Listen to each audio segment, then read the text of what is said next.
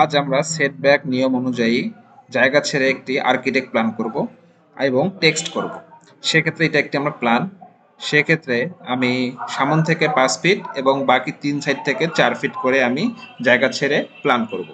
সেক্ষেত্রে আমি কি করব, মডিফাই যাব এবং অফসেটে দিলাম যে 5 ফিট ইন্টার ছেড়ে দিলাম এবং বাকি 3 দিকে 4 ফিট করে ছাড়বো। অফসেট মডিফাই গিয়ে অফসেট 4 ফিট ইন্টার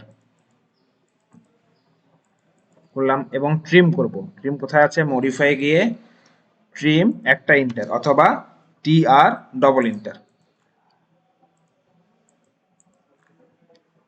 এবং ট্রিম করে নেব, জয়েন্টগুলো ট্রিম করে দিব। এই যে নির্দিষ্ট আমাদের সেটব্যাক ছেড়ে আমরা প্ল্যান করব, ঠিক আছে? এটা আমার রোড আর এটা হচ্ছে আমার সীমানা। এগুলো আমি রেড কালার দিব এবং লাইন ওয়েট আমি 30 করে দেবো, 0.30 করে দিলাম, ঠিক আছে? আচ্ছা, আমার এই এরিয়ার মাঝে আমরা একটা প্ল্যান করব। এর আগে আমরা আজ টেক্সটের কাজ করব। টেক্সট আমাদের এই রোডটা কত? 12 ফিট প্রশস্ত। আমি এবার লিখবো 12 ফিট মেইন রোড। কিভাবে লিখবো আজকে আমি এটি দেখাবো। ড্রোতে যাব, যে টেক্সট বা মাল্টিলাইন টেক্সট ক্লিক, এরপর ডিসপ্লেতে কোনো একটি পয়েন্টে ক্লিক করব এবং আমি একটি বক্স বৃদ্ধি করে নেব। এরপর একটি বক্স তৈরি হয়ে যাবে। এরপর আমি লিখবো, টেক্সট করব কত?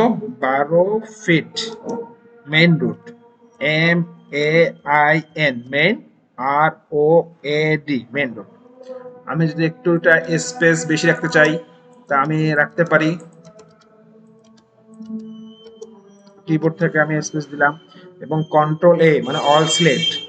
আমার 10 ইঞ্চি হাইট দেয়া আছে, এটা আমি 18 অর্থাৎ 1.5 ফিট দিলাম এবং কালার আমি ম্যাজেন্টা দিয়ে দিলাম এবং আমি ওকে করলাম। এরপর এটা মডিফাই সিলেক্ট করলাম, করে মডিফাই গিয়ে মুভ করব।